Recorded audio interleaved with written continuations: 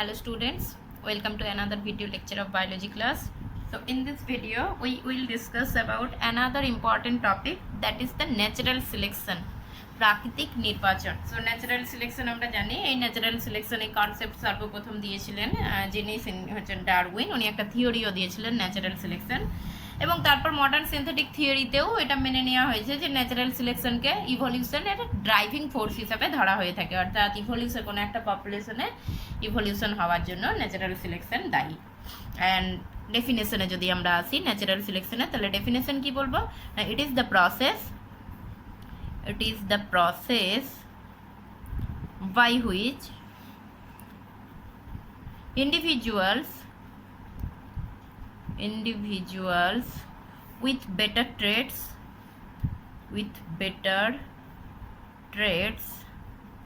are better adapted and produce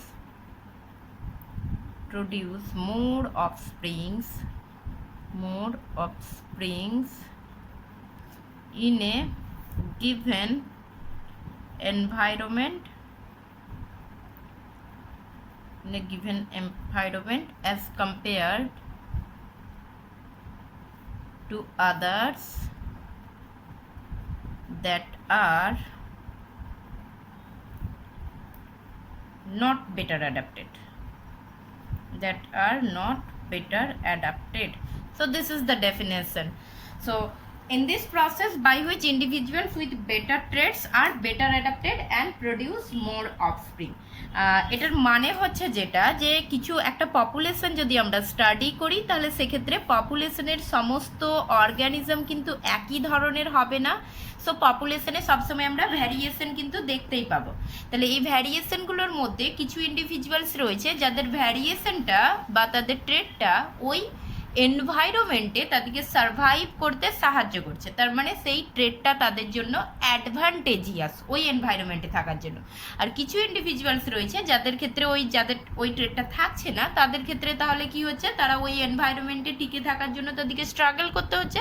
তার মানে এক ধরনের ইন্ডিভিজুয়াল যাদের মধ্যে কিছু ট্রেটস রয়েছে যার ফলে তারা ওই এনভায়রনমেন্টে বেটারভাবে সার্ভাইভ করছে, এবং বেটারভাবে সার্ভাইভ করার জন্য তারা প্রডিউস করছে কি, মোর অফস্প্রিং প্রডিউস করছে।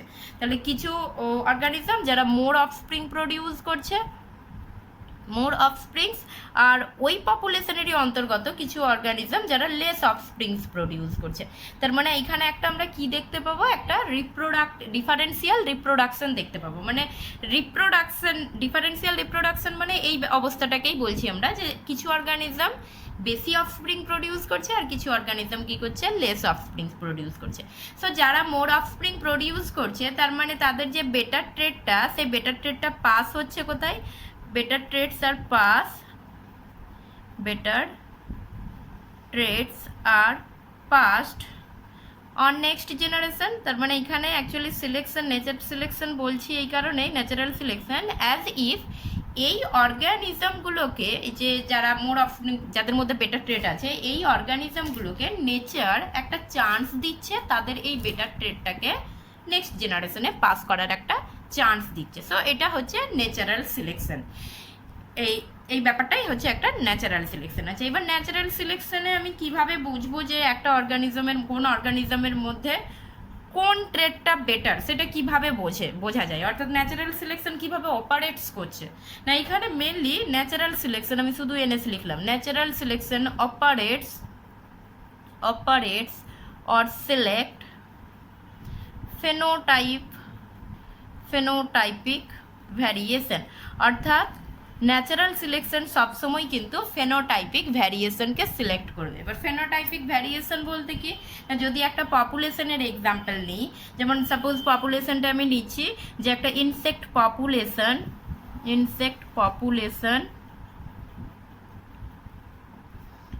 ইন এ গ্রাসল্যান্ড, অর্থাৎ একটা তৃণভূমির ইনসেক্ট পপুলেশন নিচ্ছি। একটা তৃণভূমির ইনসেক্ট পপুলেশনে আমরা যদি দেখি, কিছু পপুলেশনের মধ্যে কিছু ইনসেক্ট আছে যারা দেখতে পাবো আমরা গ্রিন কালার। সো কিছু ইনসেক্ট আছে যারা হচ্ছে গ্রিন কালার হবে, অ্যান্ড এই গ্রিন কালারের জন্য দায়ী তার অ্যালিলটা ধরে নিচ্ছি জি। আর কিছু ইন্ডিভিজুয়ালস রয়েছে যারা রেড কালার। সো কিছু ইন্ডিভিজুয়ালস রয়েছে, আই হোপ গ্রিন কালারটা দেখা যাচ্ছে ঠিকঠাক। সো এটা হচ্ছে রেড কালার, রেড কালার কিছু ইন্ডিভিজুয়ালস রয়েছে যারা হচ্ছে রেড কালার, সরি এখানে হচ্ছে জিনটা হচ্ছে অ্যালিলটা দিচ্ছি স্মল জি দেওয়া হচ্ছে এটা। সো এটা যদি একটা পপুলেশনে, ইনসেক্ট পপুলেশন, গ্রাসল্যান্ডের একটা ইনসেক্ট পপুলেশনে যদি আমি এইরকম ধরনের কিছু দেখতে পাই, তাহলে এই যে গ্রিন কালার আর রেড কালার, এটা হচ্ছে ফেনোটাইপিক ক্যারেক্টার, যেটা ভিজিবল হচ্ছে green colour and red colour, এটা ফেনোটাইপিক ক্যারেক্টার। অ্যান্ড এইখানে কোন ক্যারেক্টারটা বেটার বলে মনে হচ্ছে না, সিম্পল জিনিস, এখানে আমি গ্রাসল্যান্ড বলে দিয়েছি, তাহলে গ্রাসল্যান্ড যদি হয়, গ্রাসল্যান্ডের ক্ষেত্রে কি থাকবে, প্রচুর পরিমাণে গ্রাসেস থাকছে, তাহলে যে ইনসেক্টগুলোর বডি কালার গ্রিন তারা ইজিলি এটা কি হয়ে যাবে, ব্লেন্ড করে যাবে গ্রাসের সঙ্গে, তার মানে এরা হচ্ছে easily blend in environment. So এরা এনভায়রনমেন্টে ইজিলি ব্লেন্ড করে যাবে, মিশে যাবে, গ্রাসের সঙ্গে মিশে যেতে পারে, সেই জন্য এরা কি হচ্ছে, এরা প্রিডেটার দ্বারা ইজিলি ভিজিবল হবে না এবং প্রিডেটার থেকে এরা নিজেদের রক্ষা করতে পারছে। বাট রেড কালারটা কি হয়ে যাবে, ইজিলি ভিজিবল হয়ে যাবে, প্রিডেটাররা খুব সহজেই এই রেড কালারের ইনসেক্টগুলোকে দেখতে পাবে, সো ইজিলি ভিজিবল, এবং সেই জন্য প্রিডেটাররা রেড কালারের ইনসেক্টগুলোকে ভক্ষণ করবে বা অ্যাটাক করবে। তার মানে এইখানে আমরা দেখতে পাচ্ছি যে এই দুটো যে ভ্যারিয়েশনটা আমরা দেখতে পাচ্ছি, সেখানে এই গ্রিন কালার এইটা হয়ে যাবে কি বেটার ট্রেড, তার মানে এইটা হচ্ছে এই গ্রিন কালার, এইটা হচ্ছে বেটার ট্রেড কার তুলনায় না, এই বেটার ট্রেড রেড কালারের তুলনায় এটা বেটার ট্রেড। তাহলে অবভিয়াসলি এটা যদি বেটার ট্রেড হয়, তাহলে এই গ্রিন ইন্ডিভিজুয়াল আমরা বেশি দেখতে পাবো, এই পপুলেশনে আমরা কি দেখতে পাবো, গ্রিন ইন্ডিভিজুয়ালস বা ইনসেক্ট লিখি, মোর গ্রিন ইনসেক্ট দেখতে পাবো। সো মোর গ্রিন ইনসেক্ট, আর এখানে কি দেখতে পাবো আমরা, লেস রেড ইনসেক্ট দেখতে পাবো। সো যেহেতু এরা এদের ট্রেডটা বেটার নয়, এরা ইজিলি প্রিডেটার দ্বারা এখানে অ্যাটাক হবে, ইজিলি প্রিডেটার এদিকে ইট করে নেবে, ফিড করবে, সেই জন্য রেড কালারটা কম পরিমাণে থাকবে। অ্যান্ড এই মোর গ্রিন ইনসেক্ট মানে, তার মানে এখানে সিলেকশন কাকে করলো, ফেনোটাইপিক ক্যারেক্টারটা সিলেক্ট হলো, গ্রিন কালারটা সিলেক্ট হলো, অ্যান্ড যখনই ফেনোটাইপিক ক্যারেক্টার গ্রিন কালার যখনই সিলেক্ট হলো, তার মানে ইনডাইরেক্টলি এখানে কে সিলেক্ট হয়ে গেল, জি এর ফ্রিকোয়েন্সি হয়ে গেল বেশি হয়ে যাবে, অর্থাৎ গ্রিন কালারের জন্য দায়ী অ্যালিলটাই তো জি, তাহলে জি অ্যালিলের ফ্রিকোয়েন্সিটা কি হয়ে যাবে, বেশি হয়ে যাবে। অ্যান্ড রেড কালারটা যেহেতু কম থাকছে, তার মানে স্মল জি এর ফ্রিকোয়েন্সিটা কি হয়ে যাবে, এখানে কম হয়ে যাবে। তাহলে এখানে অ্যাকচুয়ালি বলার বক্তব্য হচ্ছে যে ন্যাচারাল সিলেকশন ফিনোটাইপিক ভ্যারিয়েশনকে, সেই সমস্ত ফিনোটাইপিক ভ্যারিয়েশনকে সিলেক্ট করবে যারা হচ্ছে that is controlled by, that is genetically controlled, এবং ফেনোটাইপিক ক্যারেক্টারটা অবশ্যই হতে হবে কি জেনেটিক্যালি কন্ট্রোলড হতে হবে, অর্থাৎ এই যে গ্রিন কালার, এটা অবশ্যই কোনো জিন, গ্রিন কালার বা রেড কালার এটা অবশ্যই কোনো জিন দ্বারা নিয়ন্ত্রিত হতে হবে। এমন কোনো ফেনোটাইপিক ভ্যারিয়েশন বা এমন কোনো ফেনোটাইপিক ট্রেটকে ন্যাচারাল সিলেকশনে সিলেক্ট হবে না যার কোনো জেনেটিক বেসিস নাই।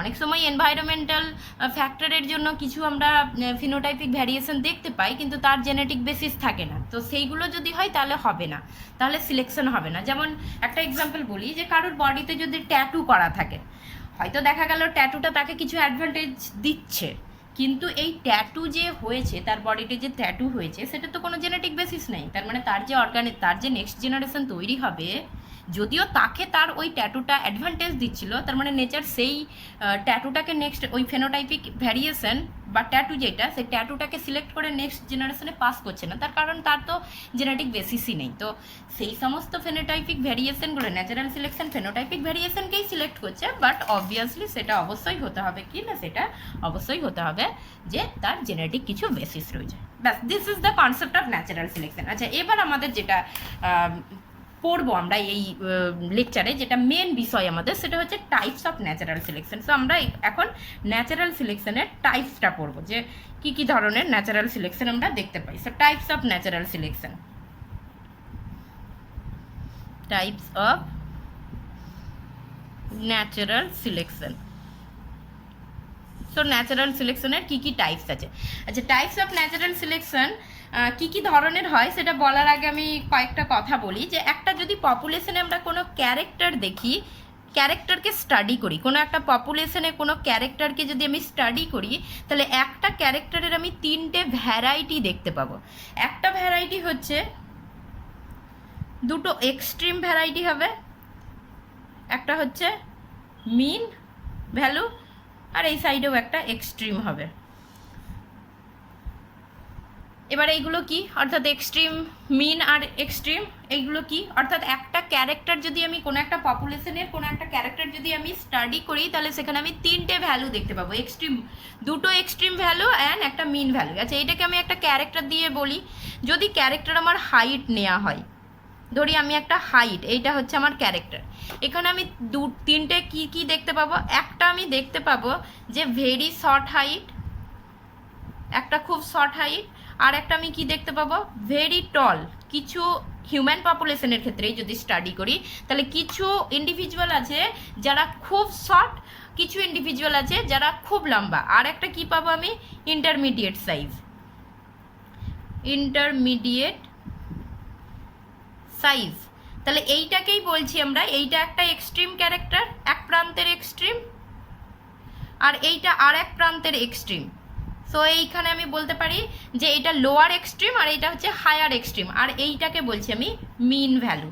আমি আরও একটা ক্যারেক্টার বলি, সো সাপোজ কোনো একটা বার্ডসের wing size, so birds wing size of birds, wing size of birds.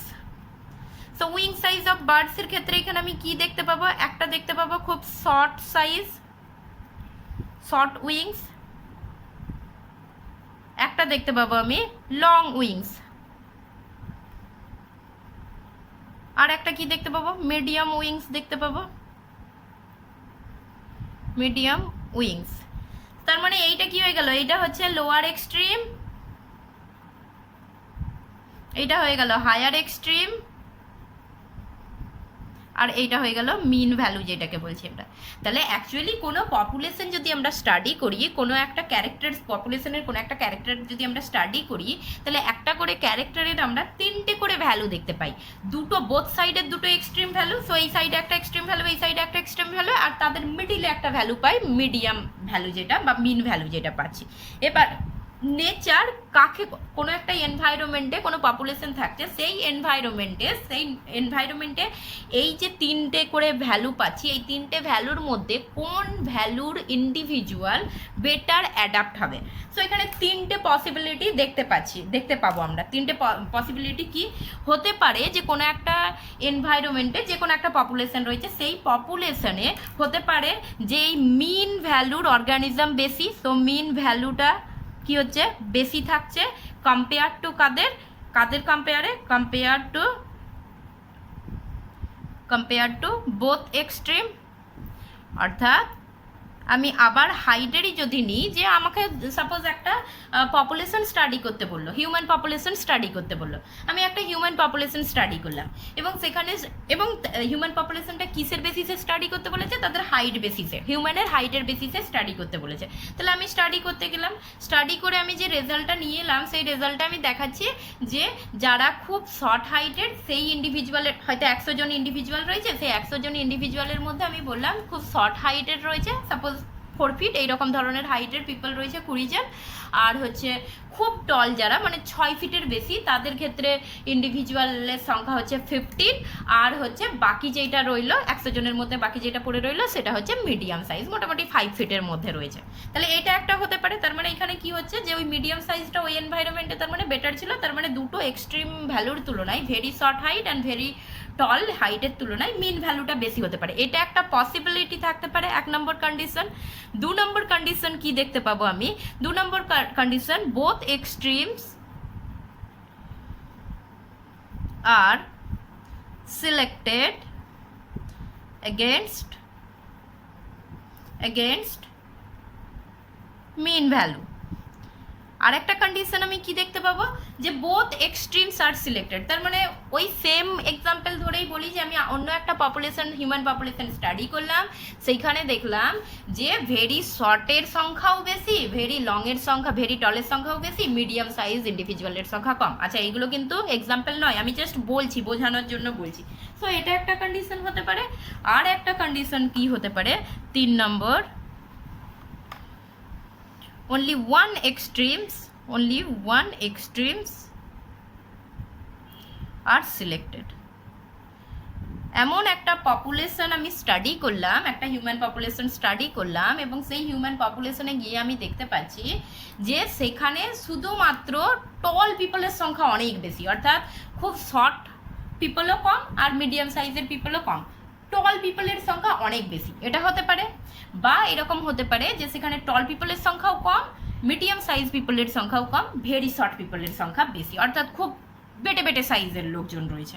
তাহলে এই তিনটে কন্ডিশন পসিবল হতে পারে, অর্থাৎ কোনো একটা পপুলেশনে আইদার মিন ভ্যালু বেশি হতে পারে বোথ এক্সট্রিমের তুলনায়, অর হতে পারে সেখানে বোথ এক্সট্রিম সিলেক্ট হচ্ছে কার তুলনায়, মিন ভ্যালুর তুলনায় মিন ভ্যালু কম হচ্ছে সেইখানে, অর সেইখানে হতে পারে আর একটা কন্ডিশন, সেটা হচ্ছে যে কোনো একটা এক্সট্রিমের সংখ্যাটা বেশি হয়ে যেতে পারে।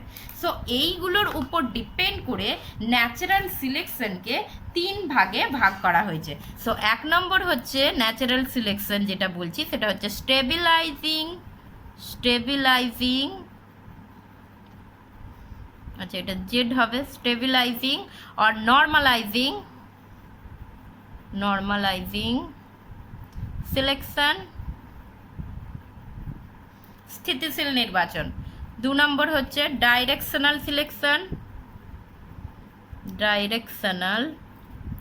সিলেকশন, অভিমুখী নির্বাচন, অ্যান্ড 3 নম্বর হচ্ছে ডিসরাপটিভ সিলেকশন, বা এটা হচ্ছে সংহতি নাশক সিলেকশন বলা হচ্ছে, নির্বাচন বলা হচ্ছে। সো একটা একটা করে আমরা ডিসকাস করব। সো প্রথমে আমরা স্টার্ট করি স্টেবিলাইজিং সিলেকশন দিয়ে।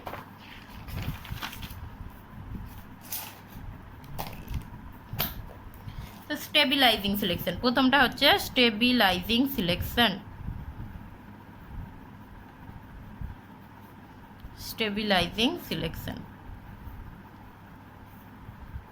প্রথমটা হচ্ছে স্টেবিলাইজিং সিলেকশনটা কি ধরনের হবে না, স্টেবিলাইজিং সিলেকশন আমি প্রথম কন্ডিশন যেটা বলেছিলাম, অর্থাৎ প্রথম কন্ডিশন আমি কি বলেছিলাম, in this selection individuals, extreme individuals করি, এক্সট্রিম ইন্ডিভিজুয়ালস with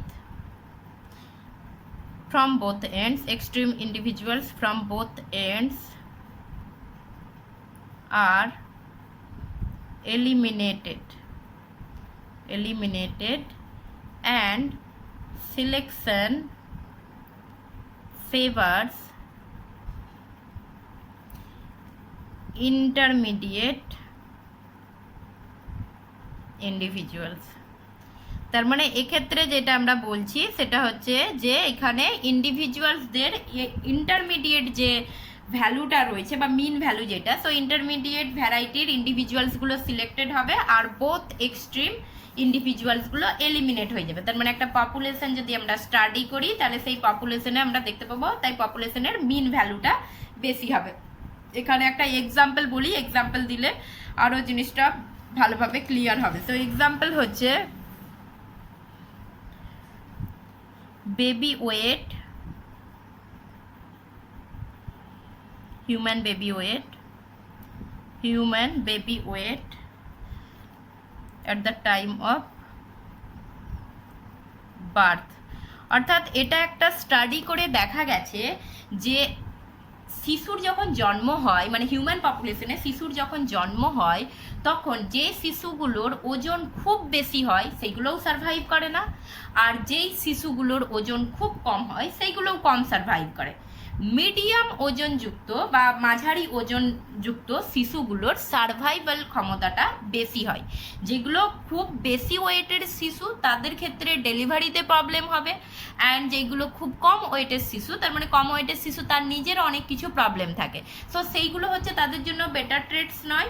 অ্যান্ড মাঝারি ওয়েটযুক্ত যে শিশুগুলো হয় তাদের ক্ষেত্রে কি হচ্ছে, তাদের ক্ষেত্রে মোটামুটি ওই এনভায়রনমেন্টে মোটামুটি ওটা একটা বেটার ট্রেট রূপে প্রুভ হচ্ছে। সো সেই জন্য হিউম্যান পপুলেশনে যদি আমরা এই ক্যারেক্টারটা ধরি যে জন্মের সময় শিশুর ওজন কত হচ্ছে, তাহলে আমরা মোটামুটি দেখব যে এটা একটা স্টাডি করে দেখা গেছে যে 5 পাউন্ডের কম যে শিশুগুলো হয় সেইগুলোরও সার্ভাইভাল চান্স কম, অ্যান্ড 10 পাউন্ডের বেশি যে শিশুগুলো হয় সেইগুলোরও সার্ভাইভাল চান্স কম।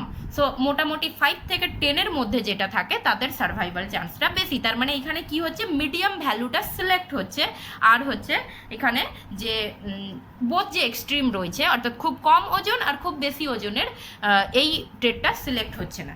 সো এই স্টেবিলাইজিং সিলেকশনকে যদি আমরা গ্রাফ আকারে ফোকাস করি তাহলে সেক্ষেত্রে আমরা গ্রাফের ক্ষেত্রে কি দেখতে পাবো, এরকম ধরনের একটা গ্রাফ দেখতে পাবো। তো এটাকে যদি আমরা গ্রাফ আকারে ফোকাস করি তাহলে কি দেখতে পাবো, এখানে এই রকম ধরনের একটা দেখতে পাবো। সো এটা সাপোজ এটা হচ্ছে আমার অরিজিনাল পপুলেশন, তো this is my original population, এটা কোনো একটা অরিজিনাল পপুলেশন ছিল। এবার সিলেকশন হওয়ার পর আফটার সিলেকশন মিডিয়াম, এইগুলো বোথ এক্সট্রিম, এই দুটো সাইড হচ্ছে বোথ এক্সট্রিম অ্যান্ড এইটা হচ্ছে মিডিয়াম সাইজ। তাহলে আফটার সিলেকশন হওয়ার পর গ্রাফের সাইজটা কিন্তু এই রকম ধরনের হয়ে যাবে, অর্থাৎ মাঝটা কিন্তু অনেক বেশি পিক হয়ে যাবে, মাঝটা অনেক বেশি শার্প হয়ে যাবে, মাঝের পোর্শনটা অনেক বেশি শার্প হয়ে যাবে, অনেক বেশি শার্প হচ্ছে। সো দেখতে পাচ্ছি আমরা এই পোর্শনটা উঁচু হচ্ছে, তার মানে এইটা কি, এটা মিন ভ্যালু, এই জায়গাটা হচ্ছে মিন ভ্যালু অ্যান্ড এই জায়গাগুলো হচ্ছে কি বোথ এক্সট্রিম, তার মানে বোথ এক্সট্রিম, এইটা হচ্ছে একটা এক্সট্রিম, এই সাইডের এক্সট্রিম ক্যারেক্টার আর এই সাইডের একটা হচ্ছে এক্সট্রিম ক্যারেক্টার। তাহলে এই দুটো এক্সট্রিম ক্যারেক্টার কি হয়ে যাচ্ছে, লেস হচ্ছে, এই দুটো এক্সট্রিম ক্যারেক্টার কি হয়ে যাচ্ছে, এখানে লেস হয়ে যাচ্ছে, আর হচ্ছে যেটা মিন ভ্যালু যেটা এই জায়গায়, এই ভ্যালুটা কি হয়ে যাচ্ছে, বেশি হচ্ছে, এবং যত টাইম যাবে তত কিন্তু এই জায়গাটা কিন্তু উঁচু হতে থাকবে, মানে এই গ্রাফটা কিন্তু আরও এরকম সার্ভ হতে থাকবে। সো এই ধরনের সিলেকশনগুলোকে বলছি আমরা স্টেবিলাইজিং সিলেকশন। আচ্ছা, স্টেবিলাইজিং সিলেকশনের ক্ষেত্রে আরও কয়েকটা কথা আমাদেরকে মনে রাখতে হবে। স্টেবিলাইজিং সিলেকশন ভ্যারিয়েশন কম করে, so it reduces variation in population.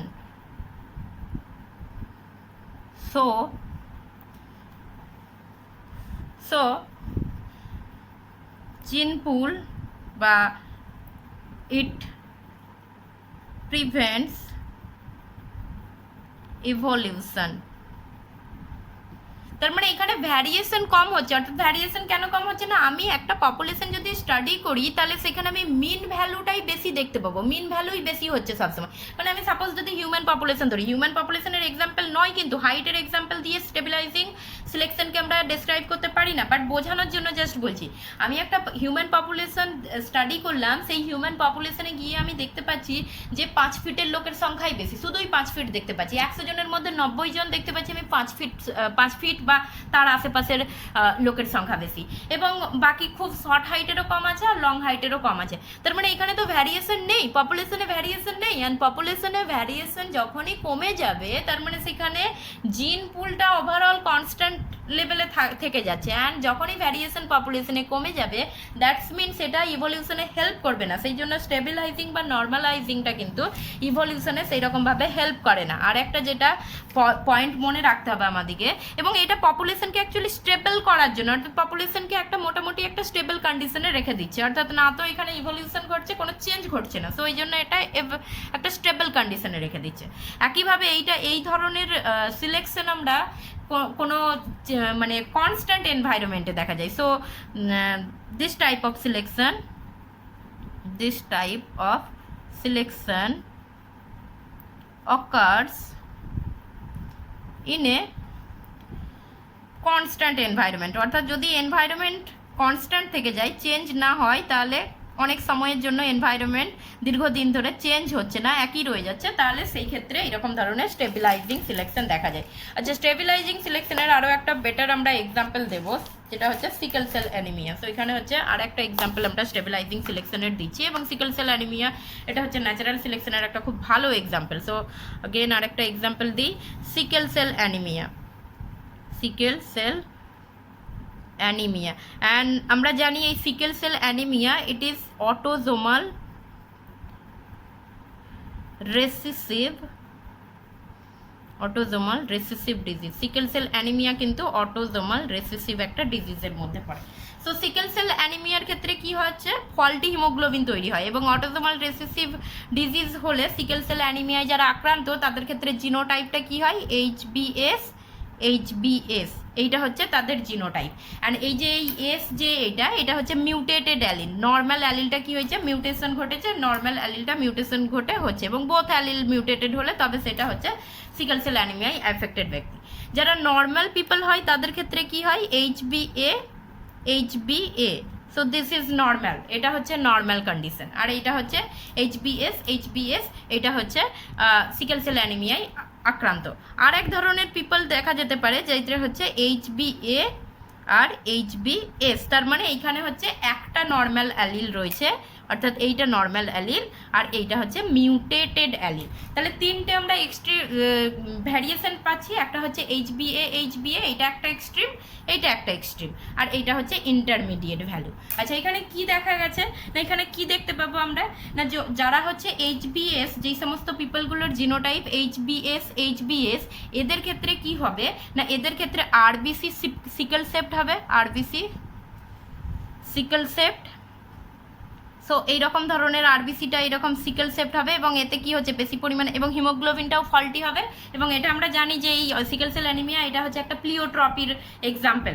So এখানে সিকেল সেপ্ট হবে, আরবিসিটা সিকেল সেপ্ট হবে, এবং এখানে খুব কম পরিমাণে হিমোগ্লোবিন থাকবে। সেই জন্য এই যে মানুষগুলো এরা হচ্ছে এই যাদের সিকেল সেল অ্যানিমিয়ায় এফেক্টেড, তারা হচ্ছে ডাইজ অ্যাট আর্লি স্টেজ। তার কারণ এদের কি হবে, প্রচুর পরিমাণে রক্তাল্পতা দেখা যায়, অর্থাৎ এদের আরবিসির মধ্যে এনাফ পরিমাণে হিমোগ্লোবিন থাকে না। দ্যাটস ওয়াই এদের অক্সিজেন ক্যারিং ক্যাপাসিটি কমে যায়, ফলে এদের মধ্যে প্রচুর পরিমাণে রক্তাল্পতা দেখা যায় এবং খুব আর্লি স্টেজে এরা মারা যায়। আচ্ছা, একইভাবে এইচবিএ কমপ্লিটলি নর্মাল, কোনো প্রবলেম নেই এর নর্মাল। আর এইচবিএস এখানে কি হচ্ছে 50% আরবিসি নর্মাল হবে, আর 50% আরবিসি এখানে কি হচ্ছে সিকেল সেপ্ট হচ্ছে, সিকেল সেপ্ট। তার মানে এখানে যে 50% আরবিসিটা নর্মাল রয়েছে তারা নর্মালি হিমোগ্লোবিন ক্যারি করবে, অক্সিজেন ক্যারি করবে, আর যেই 50% আরবিসি সিকেল সেপ্ট আছে তারা কম পরিমাণে হিমোগ্লোবিন কন্টেন করছে এবং কম পরিমাণে অক্সিজেন ক্যারি করছে। তার মানে এদের ক্ষেত্রে কিছু আমরা ফিজিওলজিক্যাল প্রবলেম দেখতে পাবো। সো এই পাবলিকগুলোর ক্ষেত্রে, এই মানুষগুলোর ক্ষেত্রে ফিজিওলজিক্যাল কিছু প্রবলেম দেখা যাবে, কেননা এর তুলনায় এদের মধ্যে ফিজিওলজিক্যাল প্রবলেম এই ইন্ডিভিজুয়ালের তুলনায় এদের ক্ষেত্রে কি হবে, এদের ক্ষেত্রে হচ্ছে অক্সিজেন ক্যারিং ক্যাপাসিটিটা কম হবে, সেই জন্য অল্প পরিমাণ কাজ করলেই এরা ক্লান্ত হয়ে যাবে, এরকম কিছু প্রবলেম দেখা যাবে। এবার আপাত দৃষ্টিতে যদি আমি দেখি তাহলে এখানে কোন ট্রেডটা বেটার মনে হচ্ছে। সো অবভিয়াসলি এই ট্রেডটা বেটার, নর্মাল, এর কোনো প্রবলেম নেই, এটা নর্মাল, এ তো আর্লি স্টেজেই মারা যাচ্ছে, আর এর ক্ষেত্রেও অনেকগুলো ফিজিওলজিক্যাল প্রবলেম দেখা যায়। বাট যখন আমরা স্টাডি করছি আফ্রিকার কোনো একটা জায়গায়, আফ্রিকার কোনো পপুলেশনে যখন স্টাডি করা হচ্ছে, study in tropical and subtropical region of Africa. So আফ্রিকার ট্রপিক্যাল অ্যান্ড সাবট্রপিক্যাল রিজিয়নে যখন এই হিউম্যান পপুলেশন স্টাডি করা হয় তখন কিন্তু একটা খুব ইন্টারেস্টিং রেজাল্ট দেখতে পাওয়া যায়। রেজাল্টটা কি না, রেজাল্টটা হচ্ছে এই ধরনের মানুষের পরিমাণ বেশি, অর্থাৎ যারা এগুলো হচ্ছে ক্যারিয়ার, এটা হচ্ছে ক্যারিয়ার, এটা হচ্ছে অ্যাফেক্টেড, এটা নর্মাল। সো ক্যারিয়ারের সংখ্যা বেশি দেখা যায়, কেন না যারা এইচবিএ এই যে এইটা নর্মাল, এই এইচবিএ এইটা, আচ্ছা এখানে আমি বলে দিই আগে, এই যে tropical and subtropical region of Africa, এখানে কিন্তু ম্যালেরিয়ার ফ্রিকোয়েন্সি অনেক বেশি দেখা যায়, হাই ফ্রিকোয়েন্সি অফ ম্যালেরিয়া, অর্থাৎ এমন একটা রিজিয়নে ফ্রিকোয়েন্সি অফ ম্যালেরিয়া, এমন একটা জায়গায় এই স্টাডিটা করা হচ্ছে যেখানে ম্যালেরিয়ার প্রাদুর্ভাব প্রচুর বেশি, অর্থাৎ ম্যালেরিয়া ডিজিজটা খুব বেশি দেখা যায়। তো সেই জায়গায় যখন স্টাডি করছি তখন দেখা যাচ্ছে এই যে এইচবিএ জিনোটাইপ বিশিষ্ট যে ইন্ডিভিজুয়াল, তারা কিন্তু প্রোন টু ম্যালেরিয়া, অর্থাৎ এই ইন্ডিভিজুয়ালগুলো ইজিলি ম্যালেরিয়া দ্বারা আক্রান্ত হয়ে যাচ্ছে। এবং যারা এইচবিএ HbS এই ইন্ডিভিজুয়ালগুলো দেখা যাচ্ছে যে রেজিস্ট্যান্ট টু ম্যালেরিয়া, মানে এই ইন্ডিভিজুয়ালগুলোর ক্ষেত্রে সিকেল সেপ্ট কিছু আরবিসি সিকেল সেপ্ট হওয়ার জন্য এই আরবিসির মধ্যে ম্যালেরিয়ার যে প্যারাসাইট প্লাজমোডিয়াম সেটা কিন্তু সারভাইভ করতে পারে না, সেই জন্য এই HbS এরা রেজিস্ট্যান্ট হয়ে যায়, ম্যালেরিয়া রেজিস্ট্যান্ট। আর যারা HbS তারা তো এমনিতেই হচ্ছে সিকেল সেল অ্যানিমিয়া দ্বারা আক্রান্ত। সো এখানে দেখা যাচ্ছে যে যারা HbS জিনোটাইপ যুক্ত যে ইন্ডিভিজুয়ালগুলো তারা সিকেল সেল অ্যানিমিয়ায় আক্রান্ত, সেই জন্য আর্লি স্টেজে মারা যাচ্ছে। যারা HbA অর্থাৎ নর্মাল জিনোটাইপ যুক্ত তারা ম্যালেরিয়া দ্বারা আক্রান্ত হয়ে যাচ্ছে এবং ম্যালেরিয়ায় মারা যাওয়ার সম্ভাবনা তাদের বেশি। পড়ে রইল কে HbS, যাদের ক্ষেত্রে যারা ম্যালেরিয়াকে প্রতিরোধ করতে পারছে অ্যাজ ওয়েল অ্যাজ তাদের একটা অ্যালিল নর্মাল থাকার জন্য তারা মোটামুটি কাজ চালিয়ে নিতে পারবে। তাহলে এই যে এনভায়রনমেন্ট, মানে এই আফ্রিকার এই যে এনভায়রনমেন্ট যেখানে ম্যালেরিয়ার প্রাদুর্ভাবটা অনেক বেশি, সেই এনভায়রনমেন্টে বেটার ট্রেট কোনটা হলো? অবশ্যই এইটা বেটার ট্রেট হবে, কেননা এই নর্মাল পাবলিক এরা হচ্ছে নর্মাল ইন্ডিভিজুয়াল, এরা ম্যালেরিয়া দ্বারা আক্রান্ত হয়ে মারা যাচ্ছে। যারা এই মিউটেটেড যে জিনোটাইপটা রয়েছে সে তো অবভিয়াসলি সিকেল সেল অ্যানিমিয়াতেই মারা যাবে। আর এরা যারা রয়েছে এরা মোটামুটি হাফ কন্ডিশন, মানে কিছু ফিজিওলজিক্যাল প্রবলেম থাকলেও মোটামুটি সারভাইভ করে যেতে পারবে। তাহলে এই মিন ভ্যালুটা সেখানে হেটেরোজাইগোট যারা, অর্থাৎ একটা অ্যালিল নর্মাল একটা অ্যালিল মিউটেটেড রয়েছে, তারা সেখানে সিলেক্টেড হচ্ছে। তো সেই জন্য সিকেল সেল অ্যানিমিয়া এই আফ্রিকার এই জায়গায় সিকেল সেল অ্যানিমিয়ার এই এক্সাম্পলটাও কিন্তু এটা স্টেবিলাইজিং সিলেকশন বা হচ্ছে এটা নর্মালাইজিং সিলেকশনের ক্ষেত্রেই পড়ে। সো এখানেও যদি আমরা গ্রাফটা দেখাই তাহলে এইরকম ধরনের একটা বেল শেপেড গ্রাফই আমরা পাবো। সো এইরকম ধরনের, অর্থাৎ এই জায়গা দুটো দেখাচ্ছি আমরা যে HbA আর এইটা হচ্ছে HbS আর এই জায়গাটা হচ্ছে HbS। তাহলে এই জায়গাটা এই HbS এইটা হচ্ছে এই ইন্ডিভিজুয়ালের সংখ্যা বেশি, HbA এই ইন্ডিভিজুয়ালের সংখ্যা কম, HbS এই ইন্ডিভিজুয়ালের তুলনায় কম। তাহলে অ্যাকচুয়ালি কি হচ্ছে, বোথ এক্সট্রিম, মানে এই সাইডটা একটা এক্সট্রিম এই সাইডটা একটা এক্সট্রিম।